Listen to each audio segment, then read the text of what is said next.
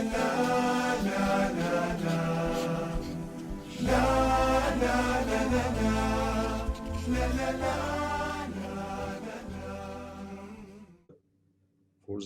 our fourth presentation coming from Dr. Haroon. Dr. Mohammed Haroon is a consultant rheumatology and internal medicine, and he's chairing the head of the Department of Rheumatology in Fatma Memorial Hospital in Pakistan.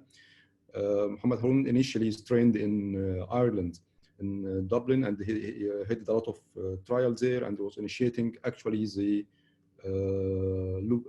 psoriatic arthritis cohort in Dublin. He has almost more than 50 peer-reviewed articles in international scientific journals, and he's working as a staff physician in rheumatology department, Bone and Joint St. Vincent University Hospital in Dublin, and worked in Hospital Kerry, and also served as a clinical senior lecturer at University College Cork. He also served as a chair of the Department of Medicine in this university hospital, and he was Department of Medicine Research Leads in University Hospital, and established, as I said, the National Psoriatic Arthritis Registry of Ireland. Without further delay, we need to welcome Mohammed Haroon in his presentation. Welcome, Dr. Mohammed.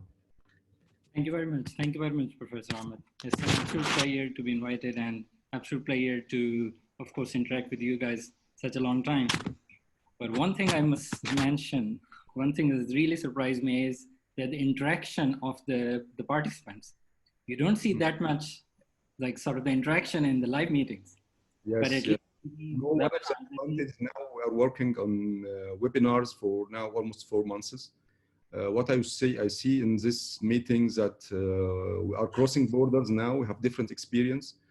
We are now approaching 400 attendees now. Right now, we have different, with different levels, different experiences, different medications over the world. So it's always something to say and something to share with the attendees with such a big spectrum of countries. Absolutely wonderful. So without any delay, I think I should kick off. You can share your slides. There we go. Is that okay? Yes, you can see it now, yes. All right. So the topic given to me was to talk about non-infectious uveitis. So I just put it up there in the inverted commas, autoimmune uveitis, because generally most of the people regard this big sort of the disease spectrum on its own as autoimmune uveitis. Although I'm just going to touch base like why we don't call this autoimmune in this next couple of slides. So this is fairly what we know about uveitis pathology. This is again about 30,000, 50,000 view of the pathology or pathogenesis, if you like. So we know about for example, the antigenic stimulation of the naive T cells. We know that they then differentiate into different, for example, the regulatory T cells. Then you have Th1, Th2, and of course the Th17 lineage, which is very close naturally to the heart of rheumatologists. But we know that when we talk of the uveitis, the TNF-alpha is the key cytokine which is involved in the pathogenesis. But also there is some data about IL-17 and the gamma interferon.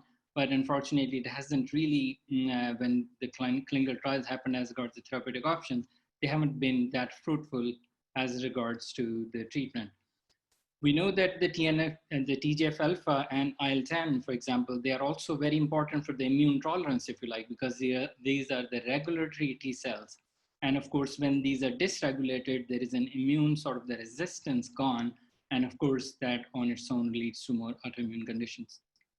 So if anybody wants to know about the difference between autoimmune and autoinflammatory diseases, the uveitis is a very nice example, if you like. It's very similar to what we are gaining more and more knowledge about psoriatic arthritis too. So in simple words, what we mean from autoinflammatory is that the diseases which are seemingly unprovoked by any, for example, stimulus, they are not driven by antibodies, they are not driven by autoreactive T cells, for example. But they, of course, there's a cascade of the whole cytokines and the inflammatory cascade of events. They are called autoinflammatory. And we know about the autoimmune, where there is a more autoreactive T cells and the B cells, which is the more driver of the inflammation, if you like. And here I have listed literally the whole big spectrum of different uveitis diseases. More are favored towards autoinflammatory, and there are some certain subsets which more favor autoimmune, for example, the bird shots and so on. So what uveitis is? So uveitis in simple words is the inflammation of the uvea. So what uvea is? Uvea is the middle portion of the eye, if you like. So the anterior portion is the, if I can get my cursor there. So this is the iris. So this is the anterior part. This is the ciliary body. This is the middle part. And then we have the choroid. This is the pink layer, if you like, which is carries the blood vessels and the nerves there, which is between the outer side is the sclera and the inner side is the retina. So this whole portion, when it gets inflamed, is called uveitis. But how you will hear more and more about the anterior uveitis and the different subsets. So it's very important to have a little bit of understanding when we talk about, because mostly therapeutic, when you're going to look at the trials, they always talk about that this particular, for example, whatever the therapeutic option is better in whatever particular condition. So we know whenever there is inflammation or the inflammatory cells in the anterior chamber or the aqueous humor, then this simply shows that there is an inflammation of the iris, or is called iritis. When there is also inflammation of the ciliary body or the anterior portion of the ciliary body, is called iridocyclitis, right? And then when there is a, for example, you can look on the left-hand side, for example, the red side. So of course is the inflammation of the anterior part. Whenever there is an inflammatory cells in the vitreous humor, is called vitritis. And also the posterior portion of the ciliary body, called pars plana, that also gets inflamed. And when there is inflammation of the choroid or along with the retina, this is called choroiditis or chorioretinitis. So just I've given you some sort of overview of what actually the terminology means. Again, there are a lot of different major subsets and infections and the systemic diseases.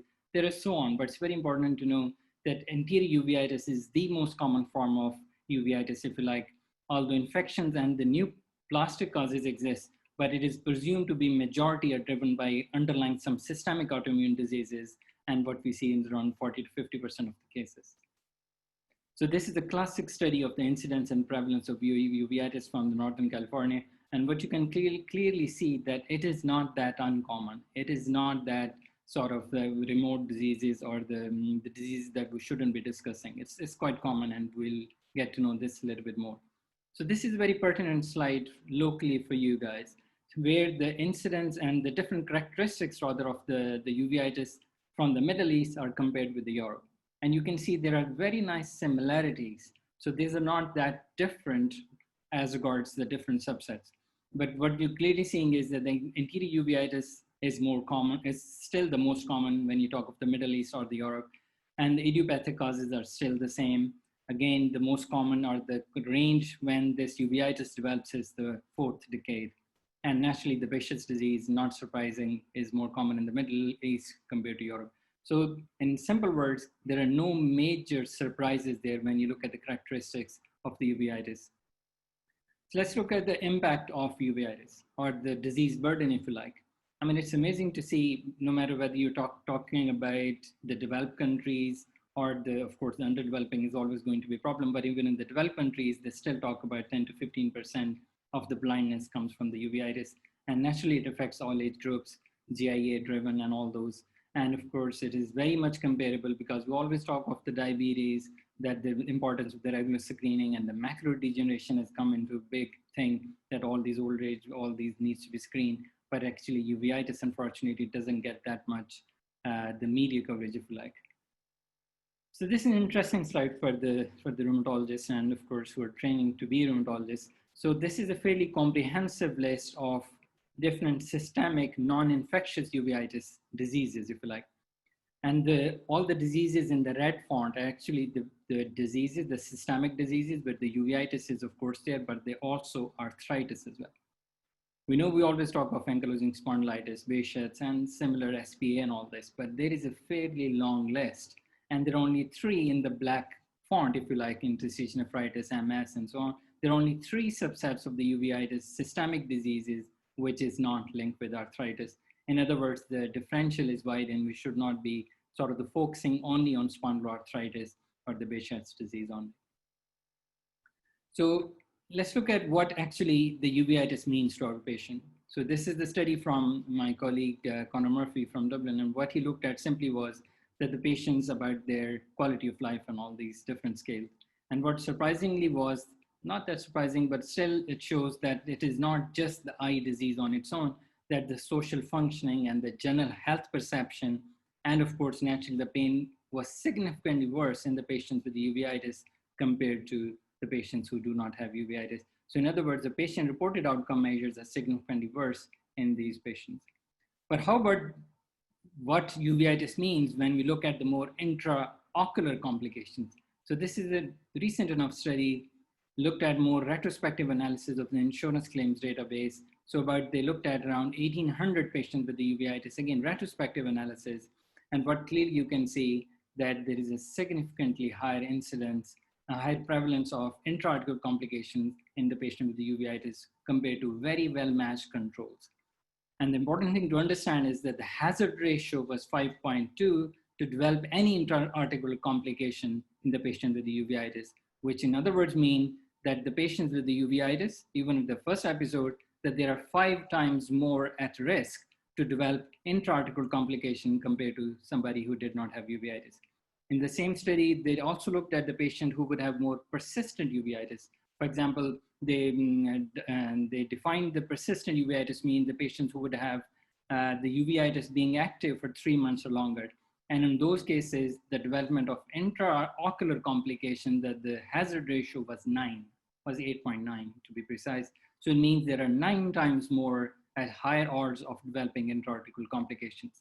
So let's look at what are those intraarticular complications. We know about the cataract, we know about the glaucoma, predominantly, of course, also driven by the steroids and also on, but also you can see clearly that the retinal disorders, for example, compared to, if you look at the middle part, for example, that the 23 compared to only 1.1, that is, we are talking about the control group. So the retinal disorder, retinal detachment, of course, naturally the blindness. So these intraarticular serious complications are much, much higher in patients with uveitis when we compared with the controls. And how about those, what we call we don't sort of pay much attention to in terms of the health associated costs.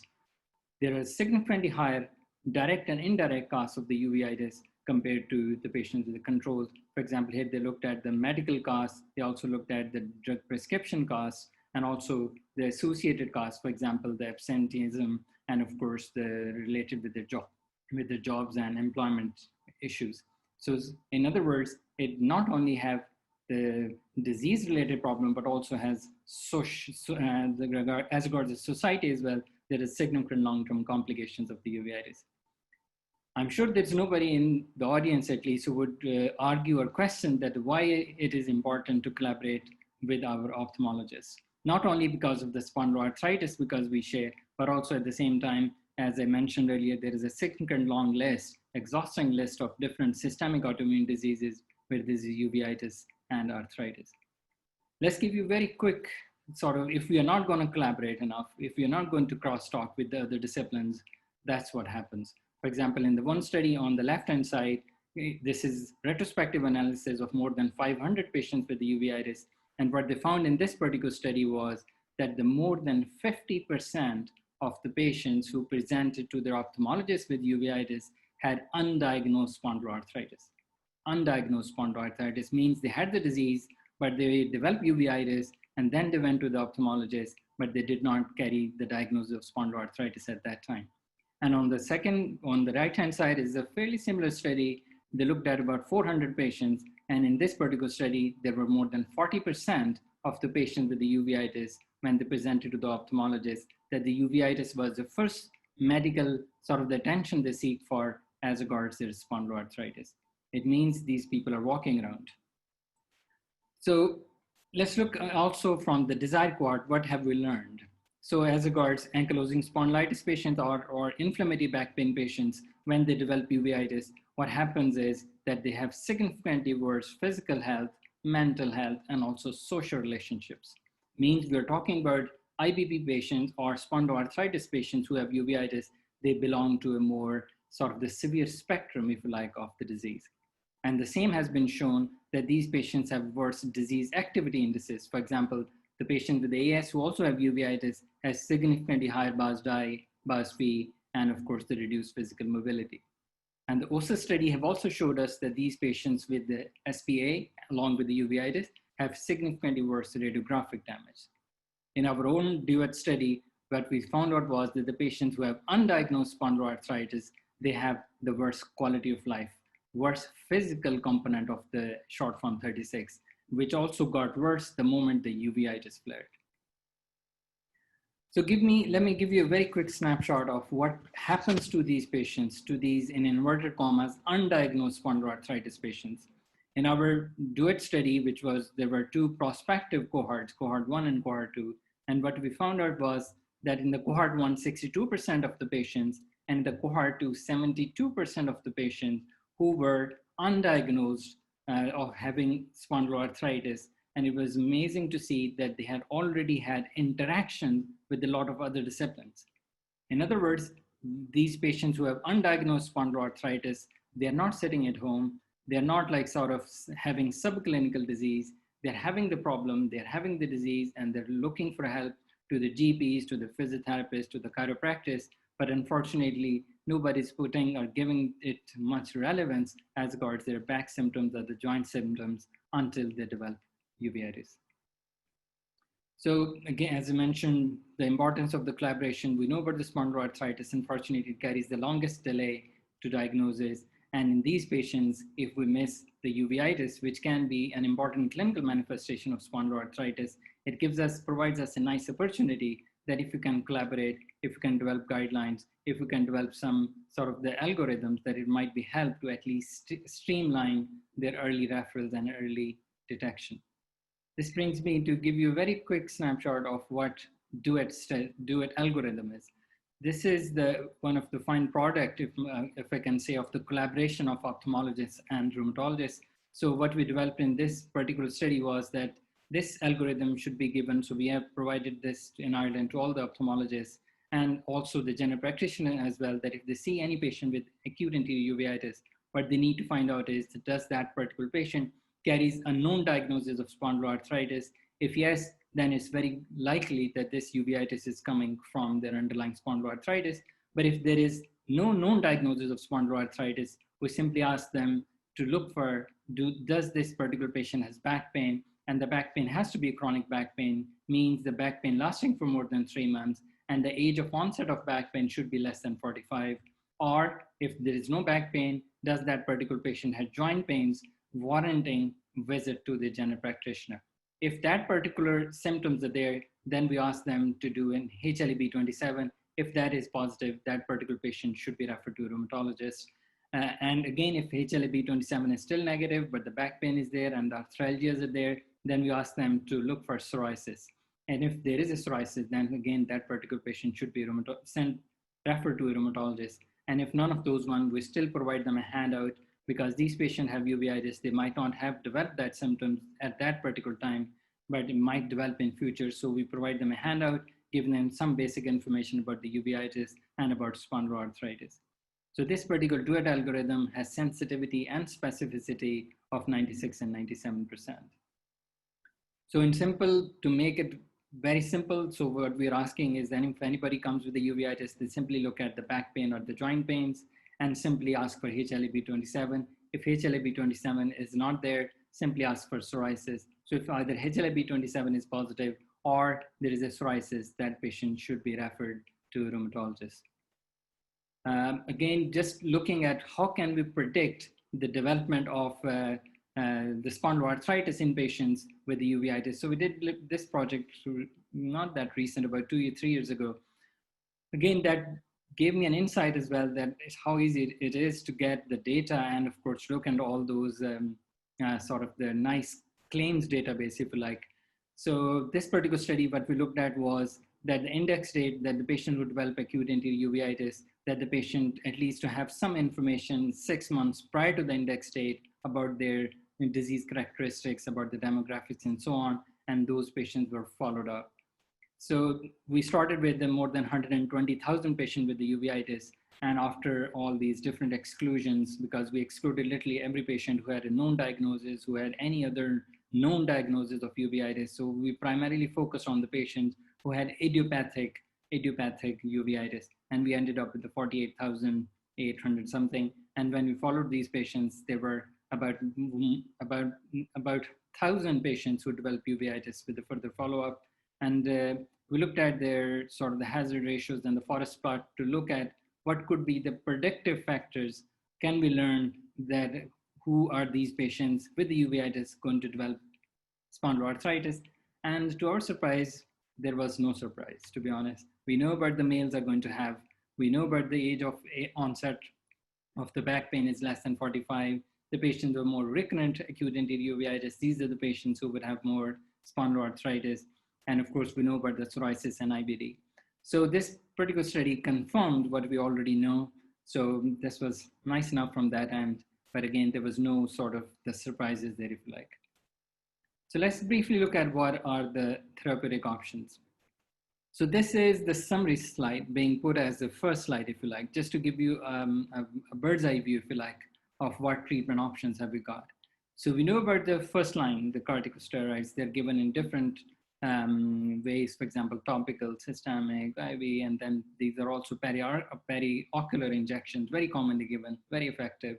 And if these are not effective and there's a more sort of the recurrent episodes, then of course we need to look at more what we call steroid sparing agents. We have T-cell inhibitors, for example, the cyclosporin, tacrolimus, and sirolimus, and we have antimetabolites, for example, purine antagonists, for example, the azathioprine, dihydrofolate reductase inhibitors, for example, methotrexate, and we have the mycophenolate mofetil. And as a last resort, we use, of course, the cyclophosphamide. And recently, in the last couple of years, we're talking more and more about the biologics. And these are mainly the anti-TNF agents, not just the anti-TNFs, but the TNF blockers, which have been monoclonal antibodies against anti-TNF, which has been found to be effective against uveitis, which we're going to touch a little bit around. So the steroids is naturally a wonderful drug, not just because we know from being the anti-inflammatory, but also in uveitis, it effectively blocks the potent pro-inflammatory cytokines NF-kappa B. And of course, that is the key driver of inflammation. And it's a very strong, very effective way to, of course, stopping the inflammation. Naturally, the steroid has its problems. That's why we always sway away from long-term use. It is given in the topical. Of course, if it is a very sort of the acute onset, is the anterior chamber inflammation. Very commonly, periocular injections are given, which has got some relatively longer term, means the effect can last for a couple of weeks to probably a month, 2 months plus minus. And naturally, we give oral as well for uveitis when there is a significant intraocular inflammation. And now and then we do give intravenous imethylprednisolone infusions when there is a more sight-threatening sort of the inflammation, and especially more posterior inflammation. So the steroid, of course, naturally, we're always concerned about because the patients can be of any age spectrum. So the benefits, of course, we all know, we know this drug for such a long time. And of course, now people are getting to know more and more. Again, the what you call the lesser we know, probably the better it is, not us, but also the patient as well.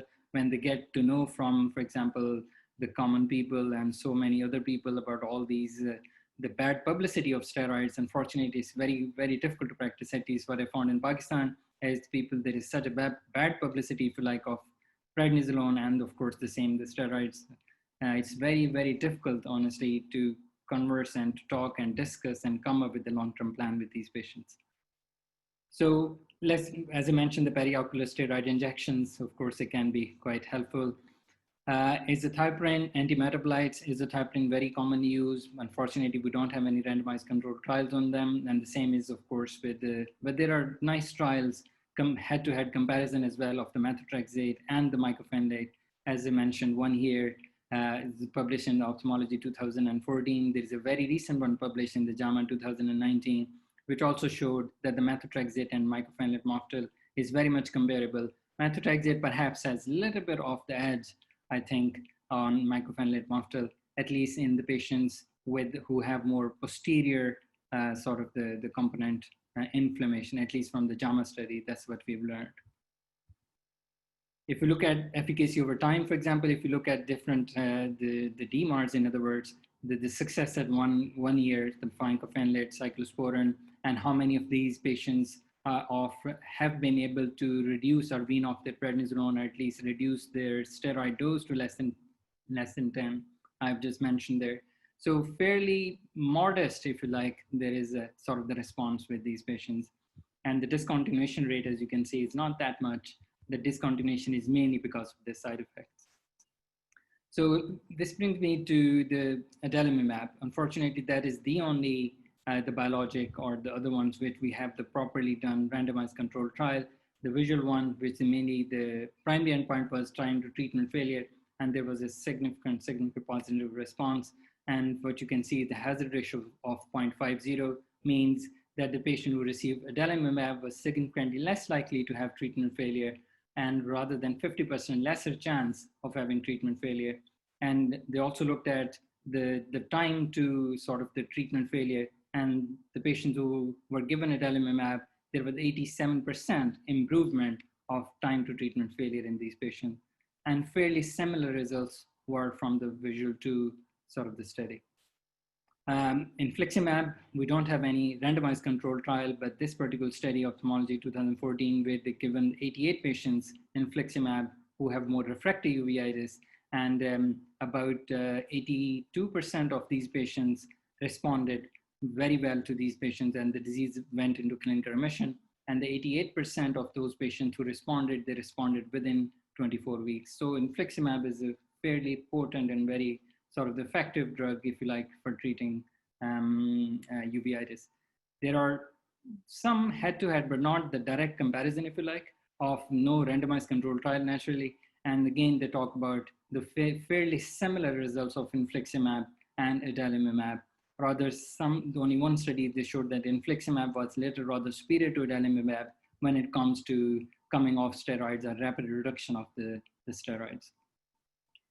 So how we give, or what are the role of the adalimumab or the infliximab in these patients? So most of the American, at least the guidelines, they talk about when you're talking about the Behçet's disease ocular manifestations, we should be talking about the monoclonal antibodies against anti-TNF as a first-line agent.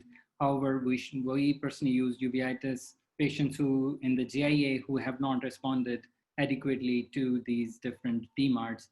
And then again, the same holds true for the patients who have uveitis, spondyloarthritis, and having some failed or have some side effects to different antimetabolites. So we generally reserve as a second resort. Unfortunately, we don't have sort of, and we do have some infliximab, but we don't have the, now rather in last couple of months, we have a biosimilar of adalimumab in Pakistan, but haven't used it much. So there are a lot of still challenges as regards what is the window of opportunity, how can we achieve the treatment to target, and so on. But let's talk about when to give. Is it too early or is it too late? So too early, naturally, it all depends on when you see, of course, it all depends on who the ophthalmologist you are dealing with. If he's confident in telling you what actually is there, it's very easy to plan the long-term sort of the treatment for these patients. And naturally, when it's too late, it's very, very difficult when the patient is almost nearly blind, that we have literally missed the window. So this is what we are looking at. And it is very hopeful that because in last at least couple of years, we are treating the patient with the uveitis as regards rheumatologists much more aggressively. Naturally, the ophthalmologists are relying on us, and naturally we are dealing with different immunomodulatory treatments. So we're getting more and more referrals, at least in the last couple of years, that it is hoped that inshallah, with time, that the blindness or the impact of the uveitis will reduce with time. But we haven't yet seen that in the formal studies. But again, that will take time to show or prove. So this is a nice document. So this is the uveitis experts from the globe, they gathered, and they sort of did this particular document called Fundamentals of Care of Uveitis. So the different European countries, the states as well. So they gathered, and I represent myself when I was there in Ireland. I represented Ireland for this particular focus group. And it's easily available. It's free to download. It's a very nice document. I would rather recommend that all of the trainees should have that at least read. So what we mainly focus in this particular document was when to start non-steroid immunomodulated therapy, including biologic and non-biologic. What the data to collect before the treatment means, what the basic sort of the workup we need to do before starting treatment, when to modify the treatment or when to withdraw the treatment, and how to select the agent based on individual efficacy and the safety profile. So it's a very focused document. It's not a very lengthy document, but it would clearly, it's very user-friendly, in other words. So let me give you very quick sort of the cases. I was asked to have some cases there. So this is one of the patients, which is just a couple of years before I moved to Pakistan. So this patient has severe non-infectious, idiopathic, rather more pan-uveitis. He had cataract surgery, vitrectomy, and so on. But unfortunately, he was very much steroid dependent. As you can see his face, he was very much Cushing-eyed. He literally was not able to reduce down his steroids below 20, apart from being on different DMARD, cyclosporin, azathioprine. We tried methotrexate, but literally nothing was working apart from high-dose steroids, which he was not able to bring down below 20. I remember he used to tell us sometimes, because whenever we try to reduce on steroids, he will get a very bad flare, even needing much higher intravenous steroids even. Then he used to say, this is not life, doctor. So that was the time when we started to hear more and more about the biologics, and he was given the adalimumab, and the major surprise, to be very honest, he responded very, very quickly, and we were able to wean off his steroids completely. He completely came off steroids, and as you can see his face, that his whole Cushing-eyed appearance and all this is completely gone, and he's very happy, still on adalimumab naturally. All right, so this brings me to a second patient, 29 years old male. He had 4 episodes of acute anterior uveitis over the previous 3 years. He had the low back pain, but again, not classic of the IPP, no the notable medical history. He was treated with the topical steroids, and HLA-B27 was positive. And again, this was the reason why I'm mentioning it here is because when he went to the to ophthalmologist, so they actually referred him to us based on the DUET algorithm. So at least he got the diagnosis and was started on treatment timely. So this is particular patient, as you can see, it's a typical of what we call the writers are the reactive sort of. So this patient, 55 years old woman, she developed red eye, purulent discharge, loss of vision literally within 1 day. She also had UTI symptoms, treated empirically, ocular examination literally within days. It was to the right eye movements were literally gone to only the hand movements, that the left eye was fine.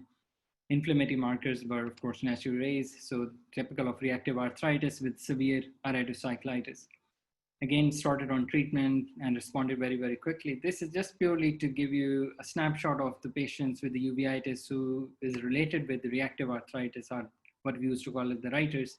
It can be very explosive in onset, if you like, and would have much more sort of the quick response as regards the loss of vision and all this. So it's a very sort of the florid presentation and does respond very quickly to treatment. This particular lady had frequent attacks of acute anterior uveitis. She was HLA-B27 positive, although there was a strong family history of spondyloarthritis, but herself had not had symptoms suggestive of spondyloarthritis. We got different scans, but there was no active inflammation or active symptoms, if you like. So she was again dependent on steroids for her uveitis, quite a lot as regards intraocular, but also was given intermittent oral steroids as well. There was concern because she was a young girl, impact on education and the exam preparation because of the constant sort of the topical treatments. The options were discussed with this particular lady, what to use, but given that her younger age and dependent on steroids, we started her on methotrexate. And this lady responded quite dramatically, and she had no further attacks. And she was slowly weaned off her methotrexate over a matter of 18 to 20 months plus minus. She has been, of course, the uveitis quite so far. Again, we cannot predict when it's going to come back, but at least she knows when to contact. And of course, she will contact us very quickly, unless, I hope she doesn't. So let me quickly now talk about our pediatric patients. Sorry, no. So this is our GIA patient.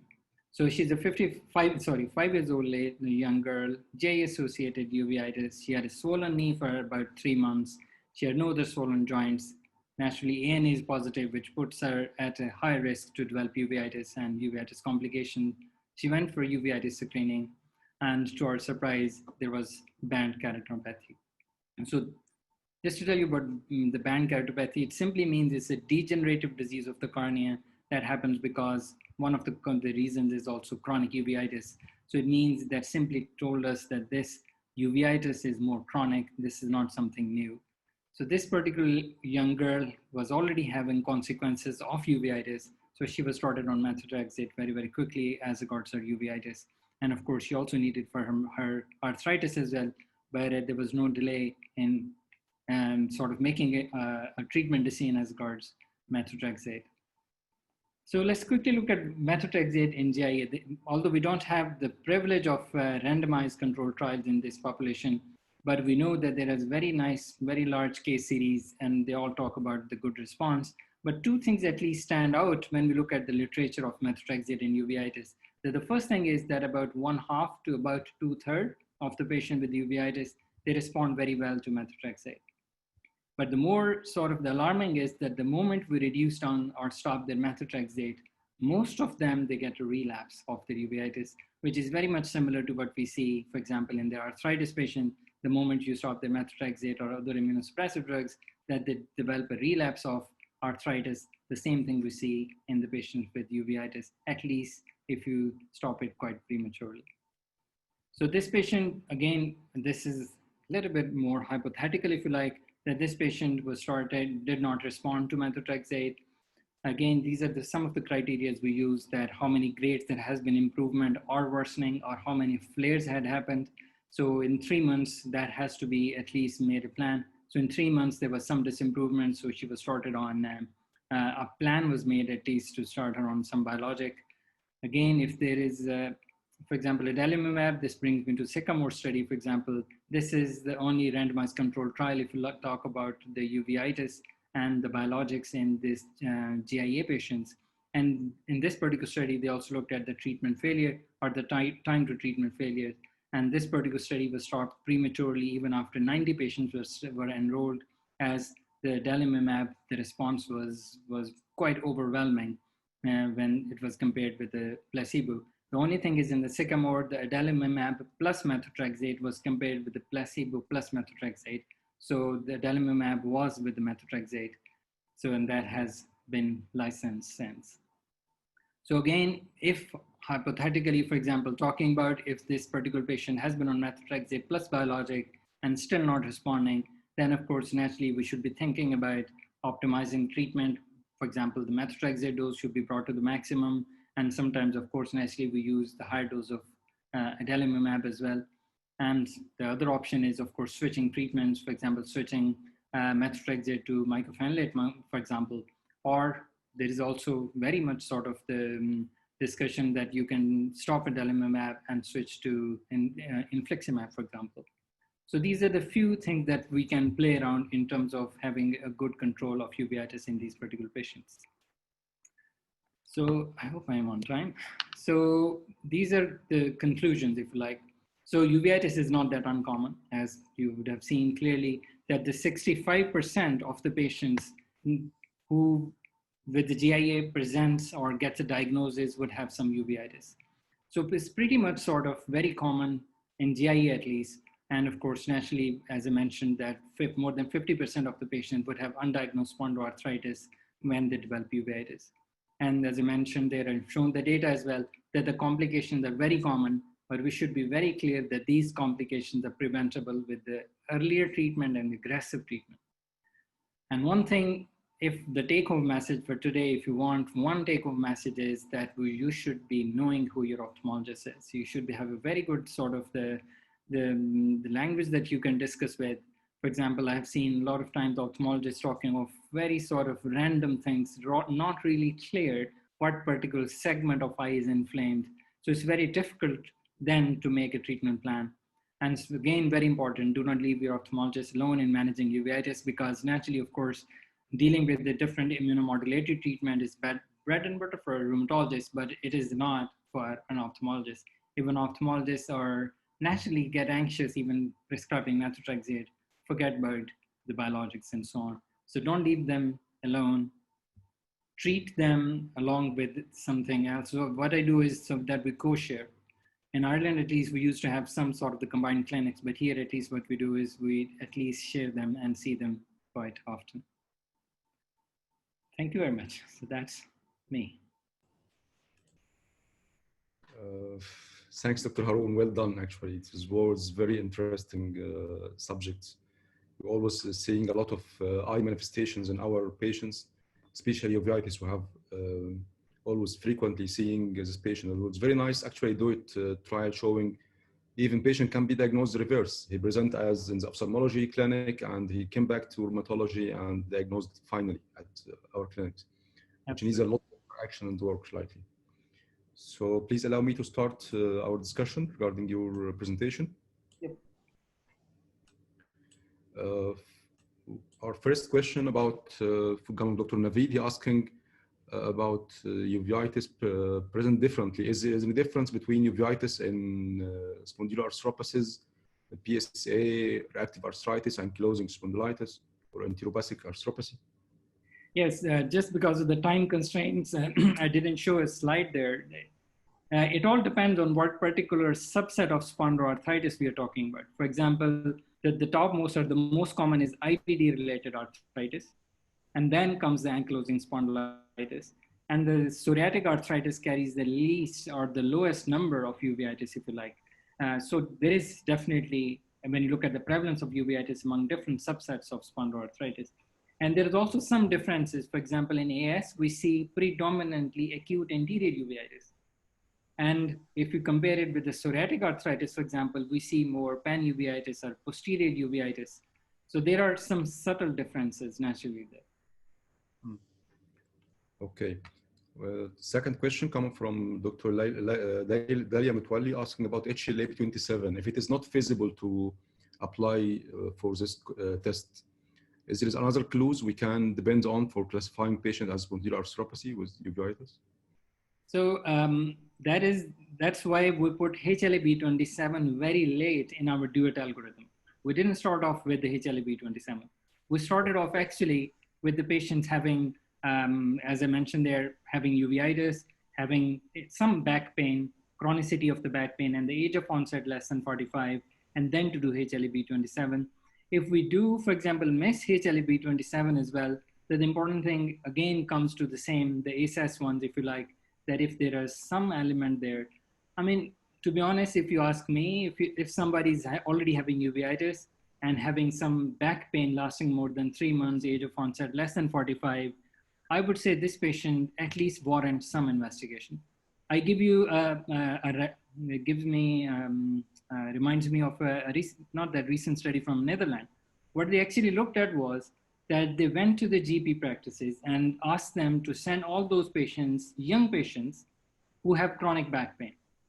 So what they looked at was all these patients who are age of onset less than 45, and they went have the full rheumatologic assessment of these chronic back pain patients, the younger age group. And they were amazed to see that every fourth patient who was screened had undiagnosed spondyloarthritis.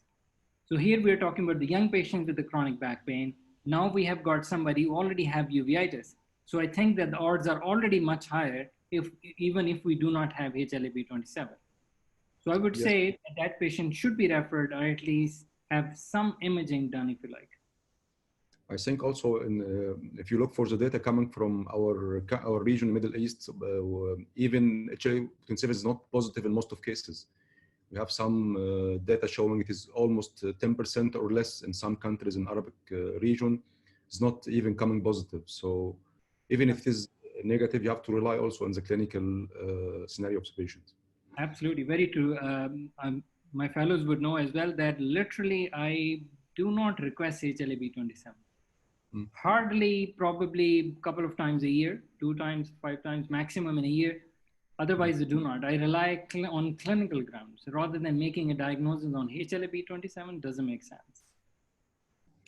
Okay, we have a question coming from Dr. Sumaya Ahmed asking about juvenile arthritis with anterior uveitis. The probability to stop methotrexate for injection for that child. he has already one attack of anterior uveitis 1 year back. I think this refers to information already. Yes, so if somebody is having JIA, already having, for example, uveitis happening, so absolutely, I would be treating this particular patient similar to any other JIA. So if the uveitis has gone quiet and the arthritis is also very quiet, I'll be very keen, looking at the ANA, for example, if the ANA is markedly elevated. If the ANA is negative, I would be a little bit more prone to start reducing after a year. But if the ANA is positive and the arthritis is much more flaring up or is a more aggressive disease or more deforming disease, I would be a little bit reluctant to withdraw quicker. I would be very slow in reducing the methotrexate after 1 year. Okay, we have almost similar question in adult coming from Dr. Muhammad Hassan asking about if I have anterior uveitis and treated with adalimumab successfully, and the patient went to remission, when to taper or stop down adalimumab? So this is fairly easy. Yeah. So we are talking about anterior uveitis, for example. Anterior uveitis on its own patients, they generally do not need adalimumab unless they also have quite aggressive, for example, spondyloarthritis as well at the same time. So in these patients, as I said, if it's acute anterior uveitis, I'll be guided by their underlying disease. Okay, for example, spondyloarthritis. If you can extend the question to other type of uveitis, posterior urban uveitis? Yes. So that is different then. So it all depends, for example, if you're talking about the chorioretinitis in this particular case. So in this particular case, naturally, I'll be much more slower. And what I'll do is depending on, for example, locally here in Pakistan, for example, what I do is because, of course, the patient has to be bearing their own expensive. The state, of course, naturally do not sort of sponsor all those treatments. So it's a big burden to the patient, sort of the pocket. So what I do here in Ireland is, in Pakistan is that I reduce down the adalimumab, but I'll make sure that there is some other anti-metabolite with this, for example, methotrexate. If I'm dealing with posterior uveitis or pan-uveitis or chorioretinitis. So I would have something on the background before I start weaning off adalimumab. Okay, so I'll go down with adalimumab with continuing other conventional DMARDs. Yes, absolutely. We have a situation in Egypt also, our patient not covered almost for these medications. Okay, we have a question coming from not no name. Role of cyclophosphamide in Behçet uveitis? Behçet, yes, there is a role of alkylating agents, but there's no, as we know, any formal randomized controlled trials or major long-term series. There are only case reports there. But before getting there, usually people do respond to some of those treatments.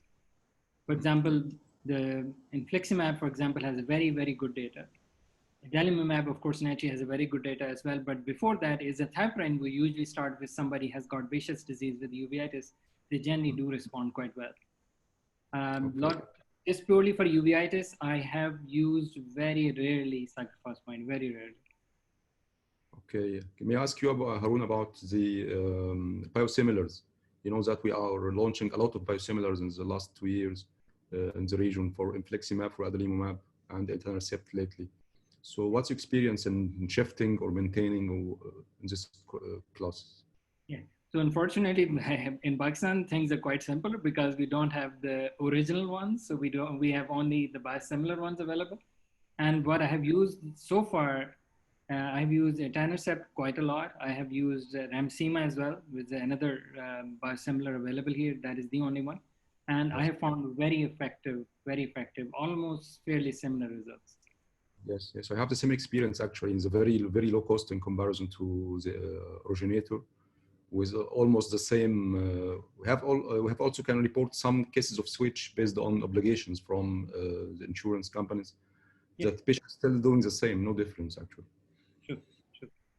Okay, returning back to, we have a question from Dr. Sadat asking about criteria of doing HLA-B27. I think you highlighted this before. Need to add something? Not really, but only one thing if I can tell, because I know you mentioned there would be some family physicians, some colleagues there as well.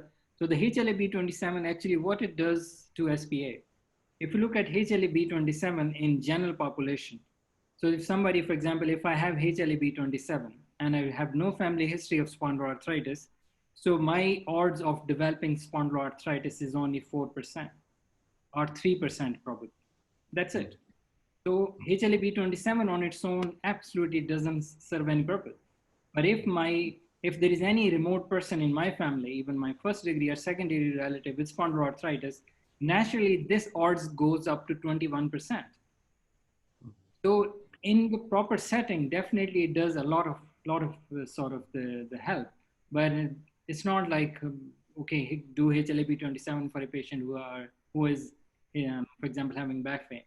I've seen unfortunately very frustrating cases, quite a few actually, the same who are stuck in that scenario that they have the back pain, HLA-B27 is positive, and they're fixated that they have got ankylosing spondylitis as spondyloarthritis, but they have actually very non-specific myofascial back pain. Okay. We have a question also from Maha Shaban regarding the tocilizumab and the abatacept. Is there any rule for this medication in uveitis? Yes, there are abatacept. There is only few case series, but there's a little bit more case series about IL-6 inhibitors. But again, we are literally we should be very reluctant saying anything here. But the results are very much sort of the mixed, if you like. And again, these few case series, again, we should be thinking about the bias as well, because naturally, if 10 people have tried IL-6 inhibitor, for example, and the people who have failed, they won't get that published. And out of 10, if the 2 have got good response, only 2 out of 10 will get this published. So unless we have more long-term data or more the case series with a higher number of patients, we should be very much reluctant about. But I can simply tell you is that the results are not that encouraging. They're quite mixed. What do you think, Haroon, regarding the, we still have a very narrow options for uveitis comparing to other indications? We are now almost have more than 13 mechanisms of biologics, but only one is still approved in uveitis, which is anti-NF. So yeah. What happens if the patient fail anti-NF or flares his disease? This is already tight position. Yeah. I mean, this is honestly $1 million question, if you like. I mean, why the TNF cytokine is the only cytokine that when we block this, we get a wonderful, brilliant results. But if you look at, for example, IL-17, it is present in your anterior chamber cells. It is very much represented there. And naturally, if you look at the molecular, for example, studies, there is a very nice sort of the rationale that we should block that. But when you block IL-17, it doesn't do anything. So it's still jury's out that why is it, to be honest? Is it the same thing as etanercept versus the monoclonal or the antibodies? We always have case scenarios with spondyloarthropathies that already controlled with anti-NF for a while. Then we flared. When shifting to another mechanism like interleukin 17 blocking, the eye flares. So the situation, what we should do? Go back on anti-NF. I have a couple of cases like this in Ireland.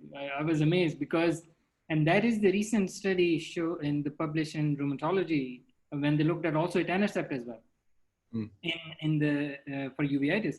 And what they found out was the same, that the patients who were on, for example, the same with the etanercept and a few others, that the moment you stop them, then you actually realize that how much benefit it was of. Yes, yes.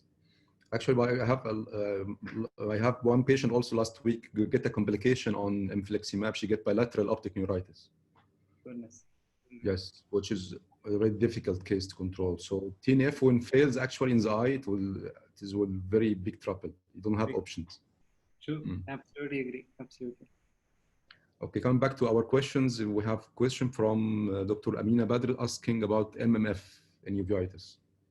Yes, MMF have got very good data. Rather, 2 studies, I think I've showed the data as well, which have shown that quite comparable results to methotrexate. One just published in JAMA 2019. So it was head-to-head sort of a comparison, again, not in the randomized controlled trial fashion, but there was like sort of the similar way. But they found was that the mycophenolate mofetil was non-inferior to methotrexate. And the same is the earlier study of 2014, which also showed very similar results. So what I do personally is, my favorite is methotrexate. So if methotrexate fails, then definitely I try mycophenolate mouthwash. Mm, okay.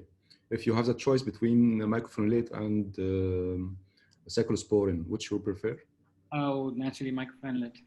Mycophenolate, okay. Yeah. Another question about interleukin-17 blockers. If patient with spondylar arthropathy and the previous attack of uveitis, if it is worsening or uveitis or not?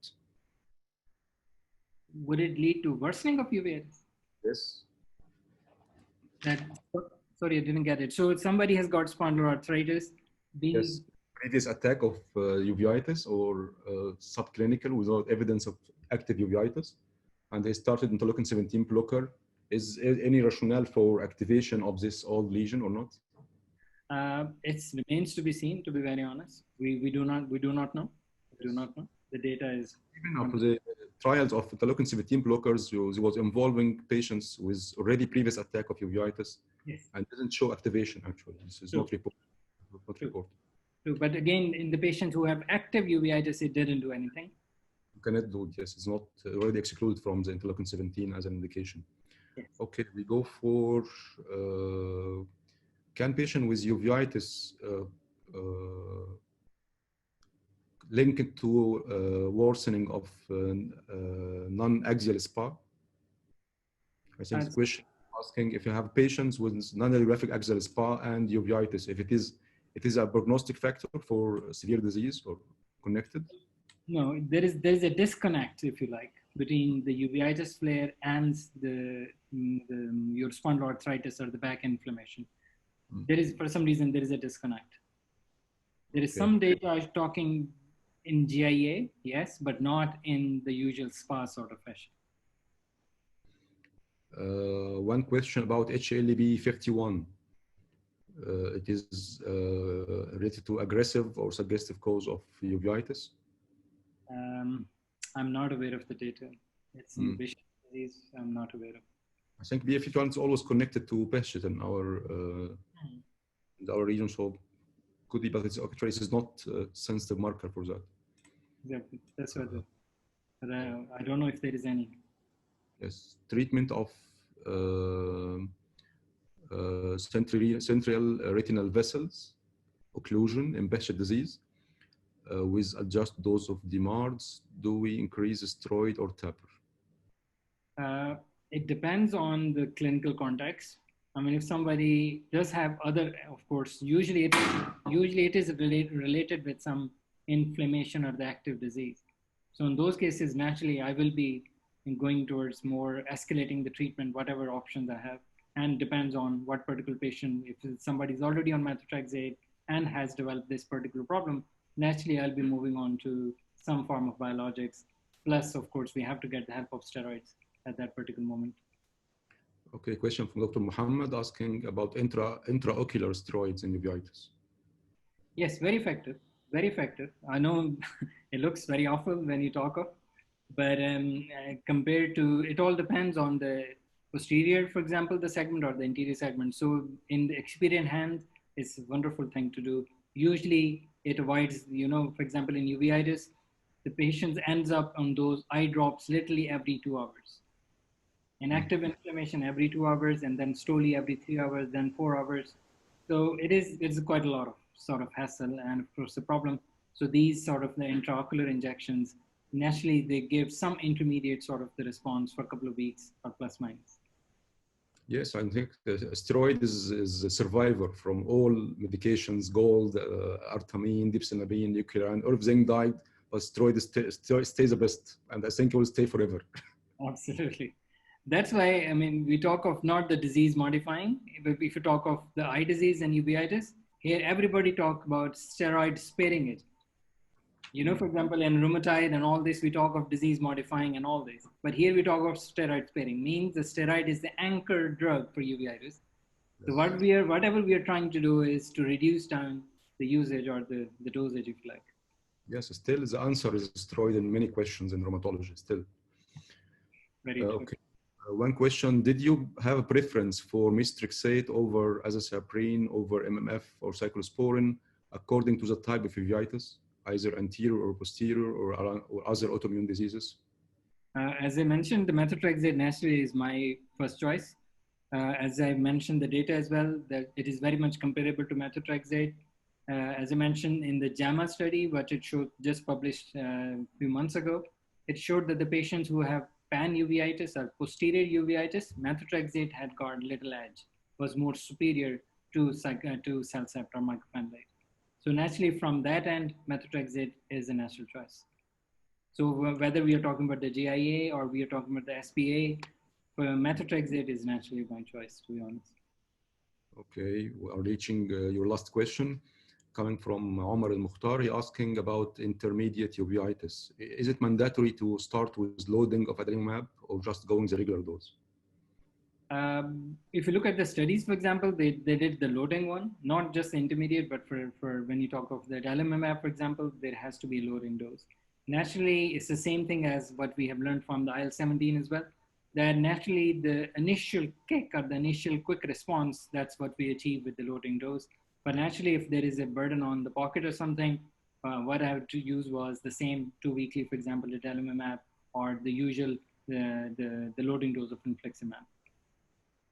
Okay. But the big question is that what I have ended up using is, which I am still open as regards looking at my own patients as well. What I've done is, because of course the patients cannot afford biologics and all this. So what I've used in a couple of patients, or rather few patients, is the combination of these DMARDs. In other words, for example, I've used the combination of methotrexate with, for example, Cellcept. I've used very recently because that patient even couldn't afford mycophenolate mofetil, which is quite still expensive in Pakistan. So in that particular patient, I even used, just as a trial, I know there are a couple of good case studies in even studying, trying methotrexate plus leflunomide, just purely experimental, out of desperation, in other words. We have also great experience in the leflunomide in Egypt. We have a lot of factories with very cheap disease-modifying drug. Yes. So a very good molecule, actually. So one question from my side, last one. What are seeing the future of treatment of uveitis according to the new mechanism of action, HAROON? Is there something coming to uveitis and the new mechanism that we are seeing? In the new mechanism, I haven't seen, to be very honest, much the data, or apart from the TNF data. I haven't seen so far, to be very honest, which I can call literally outstanding, or which you say, okay, hold our breath for this particular data. There isn't much coming out. If you ask me the future of uveitis, there is, if I can talk of one positive, for example, the prognostic wise, is that now there is a more and more early usage of these antimetabolites, or not just the biologics, but the azathioprine or the methotrexate or the Cellcept in these patients. And of course, since we have started talking, or they have started to realize that I'm talking about the ophthalmologists, that since they have started to realize that, okay, we can get the help of rheumatologists. So at least from that end, I'm happy that the uveitis patients are more referred to rheumatologists, and naturally, at least we have got a lot of options for her.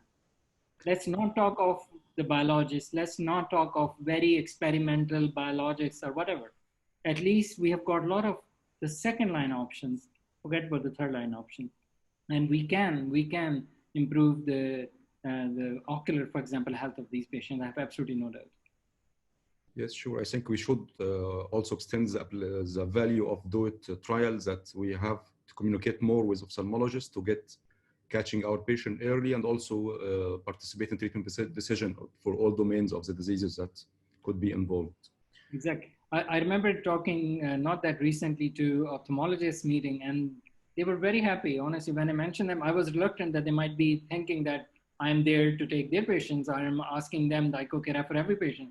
And they were absolutely very happy talking about like, okay, so you want that every patient with the uveitis going on methotrexate or some other DMARD, should you be seeing this patient? I said, preferably yes. But if you're happy to deal with these A, B, C, D, then definitely you should be. But they're very much happy that if we take the control, or at least take the charge of these patients initially.